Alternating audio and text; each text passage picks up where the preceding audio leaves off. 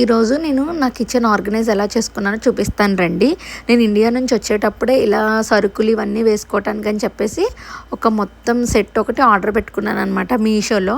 అయితే వచ్చేటప్పుడు బ్యాగ్లో ప్లేస్ సరిపోదు కదా అని చెప్పి చాలా ఐటమ్స్ కొన్ని పార్సిల్ వేయించుకున్నాను.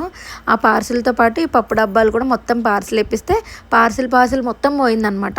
ఇంకా అయిపోయింది, నాకు సీన్ అర్థమైంది, ఇంకా అవి రావు అని చెప్పేసి ఇంకా ఫైనల్గా అమెజాన్లో ఇలా ఈ కంటైనర్స్ మొత్తం అంతా కలిపి సెట్ అనమాట. ఈ బాక్సెస్ అన్నీ సెట్ అయితే తీసుకున్నాను. అన్నీ 1 బై 1 క్లీన్ చేసుకుంటే నిక్కుబాబు నాకు మొత్తం అన్నీ తీసుకెళ్ళి ఆరబెట్టడానికి హెల్ప్ చేశాడనమాట. నేను నా పనిలో ఉంటే వాడి పనిలో ఉన్నాడనమాట.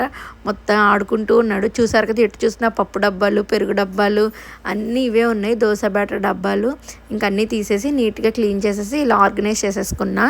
నాకు అర్థమైన విషయం ఏంటంటే ఇన్ని డబ్బాలు కొన్నా కూడా ఇంకా అడిషనల్గా కొన్ని డబ్బాలు అవసరమని అవి నార్మల్ డబ్బాలే పెట్టాల్సి వచ్చిందనమాట. చూసారు కదా మొత్తం